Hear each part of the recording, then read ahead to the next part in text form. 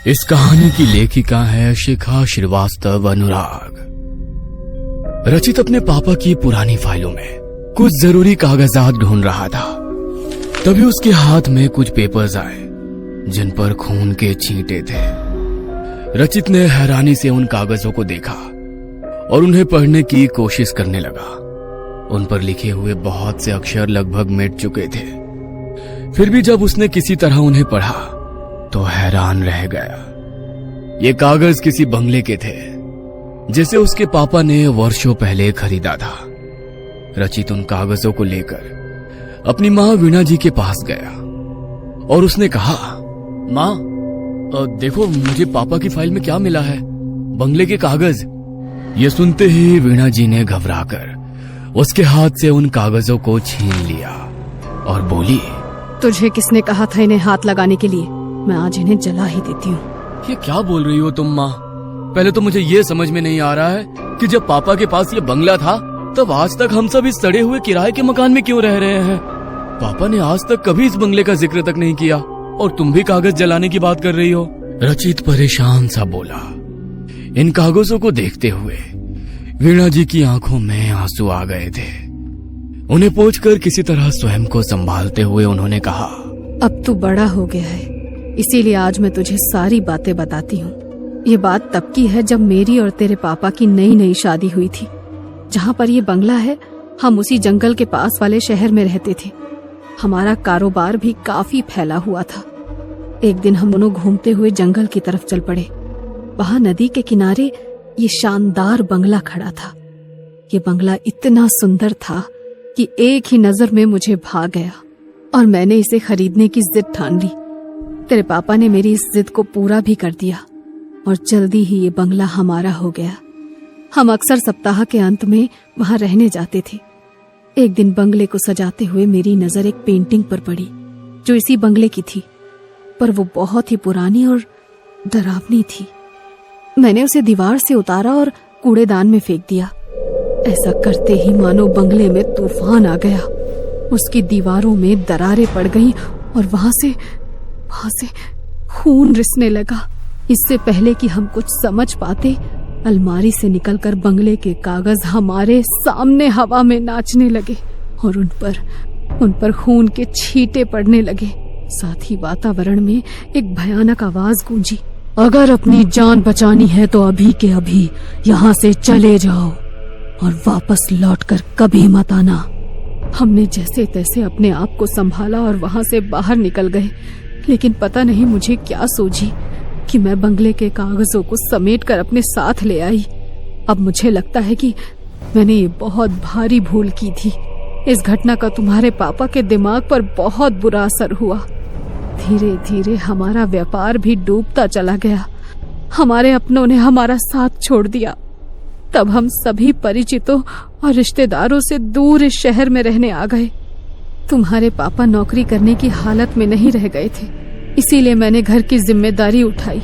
बाकी तो तुम सब कुछ जानते ही हो कि तुम्हारी नौकरी लगने से पहले हमने किस तरह दिन गुजारे हैं।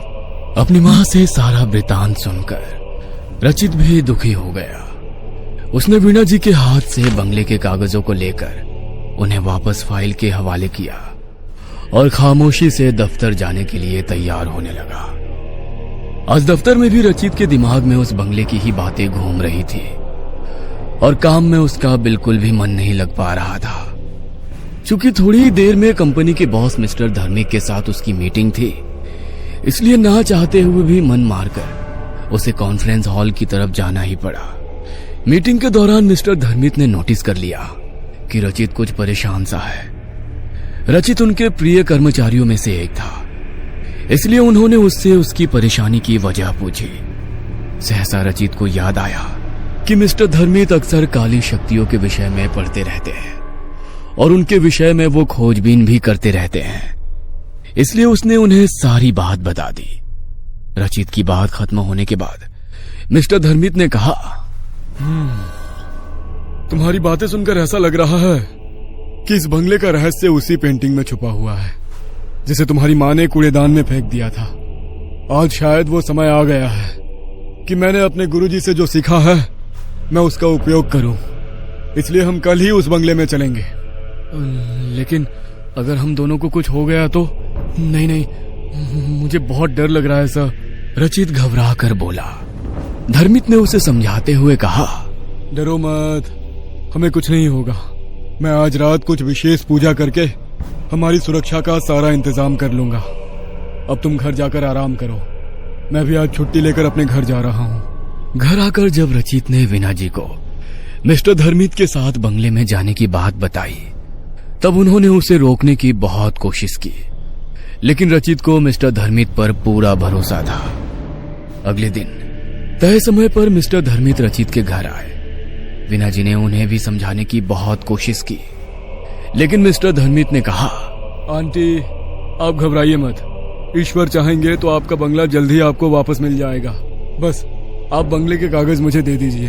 अब वीना जी कोई प्रतिरोध नहीं कर पाई और उन्होंने कागज लाकर मिस्टर धर्मित को सौंप दिया। मिस्टर धर्मित ने उन कागजों को संभालकर अपने बैग में रखने के बाद रचित के गले में अभिमंत्रित किया हुआ एक लॉकेट पहना दिया। वैसा ही लॉकेट उनके गले में भी था। चाहे कुछ भी हो जाए रचित, इस लॉकेट को तुम अपने गले से मत उतारना। ये अगले 48 घंटों तक हमें बुरी शक्तियों से बचाकर रखेगा और हमें नींद भी नहीं आने देगा। मिस्टर धर्मित के कहने पर रचित ने हामी भर दी। 7 घंटों के लंबे सफर के बाद मिस्टर धर्मित और रचित की गाड़ी उस बंगले के बाहर खड़ी थी। यह बंगला पूरी तरह से उजाड़ हो चुका था। उन दोनों ने जैसे ही बंगले के अंदर जाने के लिए उसका दरवाजा खोला, वहां तेज आंधी शुरू हो गई। फिर भी वो दोनों डरे नहीं और मजबूती से एक दूसरे का हाथ थामकर बंगले में प्रवेश कर गए। बंगले के अंदर घोप अंधेरा था, लेकिन मिस्टर धर्मित पूरी तैयारी के साथ वहां आए थे। उन्होंने तुरंत अपने बैग से बड़ी बड़ी मोमबत्तियां निकालकर जला दी। इन मोमबत्तियों से एक खास किस्म की खुशबू आ रही थी। अभी वो दोनों आगे कुछ सोचते कि तभी बंगले में से किसी के हंसने की आवाज आने लगी। इस हंसी के थमते ही वहां एक दूसरी आवाज गूंजी। तुम दोनों को क्या लगता है इन मोमबत्तियों की मदद से तुम हमें यहाँ से निकाल दोगे? यह असंभव है, असंभव। इसलिए उन्हें बुझा दो और यहाँ से चले जाओ। यह सुनकर रचित और मिस्टर धर्मित थोड़ा सा घबरा गए। रचित कुछ कहना चाहता था, लेकिन मिस्टर धर्मित ने उसे चुप रहकर पेंटिंग ढूंढने का इशारा किया। वो दोनों अपने हाथ में मोमबत्ती लेकर अपने काम में जुट गए। लॉकेट और मोमबत्तियों के कारण बंगले में मौजूद काली शक्तियां इनके पास नहीं आ पा रही थी, लेकिन वो उन्हें डराने की भरपूर कोशिश कर रही थी। अंदर अंदर थोड़ा डरने के बावजूद वो दोनों बिना रुके अपने काम में लगे हुए थे। समय बीतता जा रहा था, लेकिन उनकी तलाश खत्म ही नहीं हो रही थी। 24 घंटे गुजर चुके थे। उनके लॉकेट की शक्ति खत्म होने में भी बस 24 घंटे ही शेष थे। ऐसा लगता है कि हम सफल नहीं होंगे, रचित ने धीरे से मिस्टर धर्मित से कहा और गुस्से में उसने अपने पैरों को जोर से फर्श पर पटका। ऐसा करते ही उसका पैर फर्श को तोड़ता हुआ थोड़ा अंदर चला गया।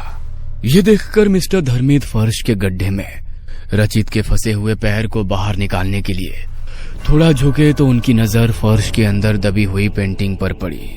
रचित और मिस्टर धर्मित ने मिलकर किसी तरह वहां से वो पेंटिंग निकाल तो ली, पर इसके बाद वो दोनों बहुत ज्यादा थक गए थे, इसलिए वो थोड़ी देर वहीं पर बैठ गए। मिस्टर धर्मित ने अब ध्यान से इस पेंटिंग को देखना शुरू किया तो उन्होंने पाया कि इस पेंटिंग में एक खास तांत्रिक कोड में इस बंगले का राज लिखा हुआ था।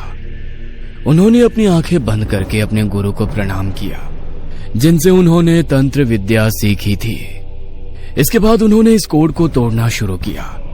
धीरे धीरे बंगले के सारे राज उनके सामने स्पष्ट हो गए। किसी जमाने में इस बंगले की जगह कुछ तांत्रिकों का आश्रम था। वो अपनी काली सिद्धियों के जरिए सारे संसार को अपना गुलाम बनाकर उन पर अपनी हुकूमत चलाना चाहते थे। जब इस गांव के मुखिया को इस विषय में पता चला, तब उसने अपने गुरु से सलाह मशवरा करके उन तांत्रिकों को उनके आश्रम के साथ ही जला दिया। इसके बाद उनके गुरु ने वहां मौजूद राख से यह तस्वीर बनाकर इसमें उनकी कहानी छुपा दी और उसके फ्रेम को मंत्र से बांधकर उन तांत्रिकों की बुरी शक्तियों को उन्होंने इसमें कैद कर दिया। साथ ही उन्होंने मुखिया जी को आदेश देकर आश्रम की जगह ठीक इसी तस्वीर की तरह दिखने वाला बंगला यहां बनवा दिया। आश्चर्य से मुंह खोले सारी कहानी सुन रहे रचित से मिस्टर धर्मित ने आगे कहा, तुम्हारी माँ के द्वारा पेंटिंग उतारकर फेंकने से इसका फ्रेम टूट गया और इसमें कैद काली शक्तियां बाहर आ गई, तो अब क्या करें? रचित ने संशय से पूछा। मिस्टर धर्मित ने ध्यान से पेंटिंग के फ्रेम को देखते हुए कहा, हमें ये फ्रेम दोबारा बनाना होगा, लेकिन इसके लिए उसी पेड़ की लकड़ी चाहिए जिससे ये पहले बना था। ये पेड़ इसी जंगल में है, लेकिन कहाँ ये मुझे नहीं पता। तुम जल्दी जाओ और उसे जाकर ढूंढने की कोशिश करो, तब तक मैं पूजा की तैयारी करता हूँ। और सुनो, संभल कर जाना, वो काली शक्तियां तुम्हें डराने की कोशिश करेगी, लेकिन अभी हमारे लॉकेट में 18 घंटे की शक्ति बची हुई है, इसलिए घबराना मत। मिस्टर धर्मित की बात सुनकर रचित जब पेड़ ढूंढने के लिए निकला तब बुरी शक्तियां भी उसे रोकने के लिए उसके पीछे चल पड़ी। कभी वो रचित के आगे गहरे गड्ढे का भ्रम पैदा करती, तो कभी उस पर हड्डियों और खून की बारिश करती, और कभी डरावनी आवाज में उसे यहाँ से वापस जाने के लिए धमकाती। लेकिन रचित मिस्टर धर्मित की बातों को याद करते हुए चुपचाप आगे बढ़ता रहा। उसने लगभग पूरा जंगल छान लिया, लेकिन उसे वो पेड़ नहीं मिल पा रहा था। 6 घंटे गुजर चुके थे और अब रचित पर निराशा हावी होने लगी थी। उसने मन ही मन अपने ईश्वर को याद किया और उनसे मदद की गुहार लगाते हुए फिर से आगे बढ़ने लगा। अचानक ही उसकी नजर एक छोटे से मंदिर की तरफ गई जो पेड़ों की झुरमुट में छिपा हुआ था। मदद की आशा से रचित उस तरफ बढ़ गया। जैसे ही उसने मंदिर में कदम रखा, एक आवाज आई, आओ, मैं कब से तुम्हारी ही राह देख रहा था। रचित हैरानी से आवाज की दिशा में बढ़ा तो उसने देखा वहां एक बेहद वृद्ध साधु समाधि में लीन थे। रचित ने जब उन्हें प्रणाम किया तब साधु बाबा ने अपनी आंखें खोली और उसे आशीर्वाद देते हुए बोले, हम कब से इसी दिन की प्रतीक्षा कर रहे थे जब तुम यहाँ आओगे। आओ, मेरे साथ चलो। रचित मंत्र मुग्ध सा उनके साथ चल दिया।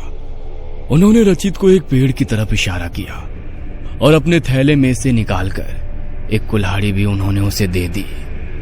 रचित ने जैसे ही पेड़ से लकड़ी काटी, वो पेड़ वहां से ऐसे गायब हो गया जैसे कभी उसका अस्तित्व ही नहीं था। साधु बाबा ने अब रचित को एक मंत्र देते हुए कहा, इस मंत्र का जाप करो, ये तुम्हें तुरंत ही बंगले में पहुंचा देगा। जाओ, जल्दी जाओ, समय बहुत कम है। रचित ने एक बार फिर उन्हें प्रणाम किया और आंखें बंद करके वो तेजी से उनके दिए हुए मंत्र का जाप करने लगा, जिसकी सहायता से वो पलक झपकते ही बंगले में पहुंच गया। मिस्टर धर्मित ने अब रचित के हाथ से लकड़ी लेकर फ्रेम बनाना शुरू किया। जैसे जैसे फ्रेम बनता जा रहा था, बंगले में मौजूद बुरी शक्तियों के चीखने चिल्लाने की आवाजें भी बढ़ती जा रही थी। वो बंगले में मौजूद सामानों को रचित और मिस्टर धर्मित के ऊपर फेंककर अभी भी किसी तरह उन्हें रोकने की कोशिश कर रही थी, लेकिन मिस्टर धर्मित बिना रुके अपने काम में लगे हुए थे। लॉकेट की शक्ति खत्म होने में अब बस आधा घंटा शेष रह गया था। आखिरकार फ्रेम बन गया और मिस्टर धर्मित ने पेंटिंग को उसके पुराने टूटे हुए फ्रेम से निकालकर नए फ्रेम में डाला और फिर उसे अपने बनाए हुए पूजा स्थल पर रखकर उन्होंने वेदी में अग्नि प्रज्वलित कर दी और एक मंत्र पढ़ने लगे। जैसे जैसे मंत्र के साथ अग्नि में आहुति पड़ती गई, एक एक करके काले धुएं के रूप में सारी बुरी शक्तियां पेंटिंग में वापस कैद हो गई। अगले कुछ ही पलों में वहां शांति छा गई। यह देखकर रचित प्रसन्न हो गया और उसने खुशी से आवेग में मिस्टर धर्मित को गले लगा लिया। तभी उसे स्वयं से अलग करते हुए मिस्टर धर्मित ने कहा, अभी एक विशेष काम बाकी है, इसलिए अपनी खुशी बचा कर रखो। अब क्या बचा है सर? तुम्हारी बलि।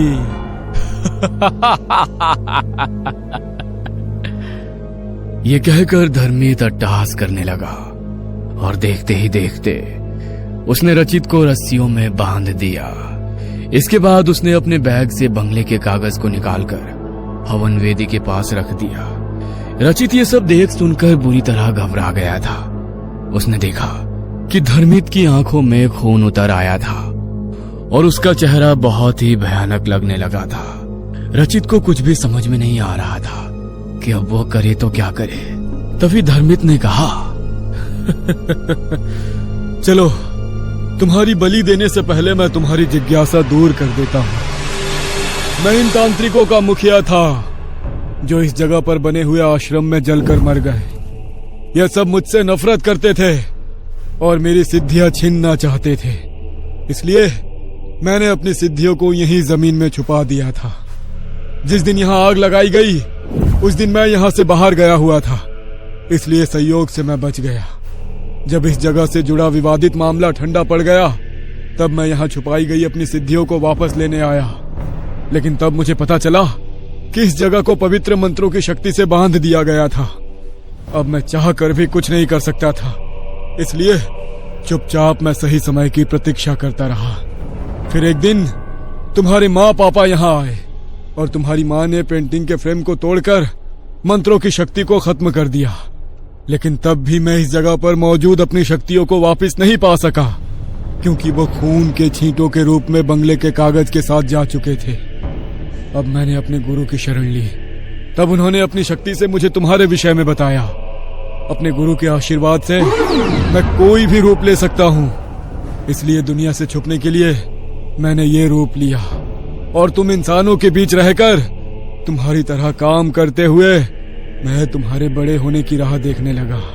जैसे ही तुम्हारे कॉलेज में प्लेसमेंट शुरू हुआ मैं वहां पहुंच गया और मैंने तुम्हें अपने दफ्तर में नौकरी देकर तुमसे नजदीकियां बढ़ानी शुरू कर दी। इससे पहले कि मैं सही अवसर देखकर तुमसे इस बंगले के विषय में पूछता, तुमने खुद ही मुझे उसके बारे में बताकर मेरा काम आसान कर दिया। अब इन सभी मृत तांत्रिकों की शक्ति भी मेरे वश में आ चुकी है, जो कभी मुझसे मेरी शक्तियां छीनना चाहते थे। बस एक इंसान अर्थात तुम्हारी बलि देते ही मैं इस असीम शक्तियों का स्वामी बन जाऊंगा और ये सारी दुनिया मेरी मुट्ठी में कैद होगी। आप ऐसा नहीं कर सकते। अगर मैं वापस अपने घर नहीं पहुंचा तो मेरी माँ पुलिस में जाएगी और तब आप पकड़े जाएंगे। रचित ने हिम्मत जुटाकर कहा। प्रत्युत्तर में धर्मित ने हंसकर कहा, जब तक तुम्हारी माँ को तुम्हारे हश्र की खबर होगी तब तक मैं सर्वशक्तिमान बन चुका होऊंगा। रचित को अब अपनी मौत साक्षात सामने नजर आ रही थी। उसने अपनी आंखें बंद करके अपने माँ पापा और ईश्वर को याद किया। उसे पछतावा हो रहा था कि काश उसने अपनी माँ की बात मान ली होती और यहाँ ना आया होता, पर अब क्या हो सकता था। इसलिए वो चुपचाप अपनी नियति की प्रतीक्षा करने लगा। धर्मित ने अब वापस मंत्र पढ़ना शुरू किया। जैसे ही उसने रचित पर अभिमंत्रित राख फेंकनी चाहिए तभी आवाज आई, रुक जाओ। धर्मित के साथ साथ रचित ने भी चौंक कर अपनी नजरें उठाई तो सामने वही साधु बाबा खड़े थे जो जंगल में रचित को मिले थे।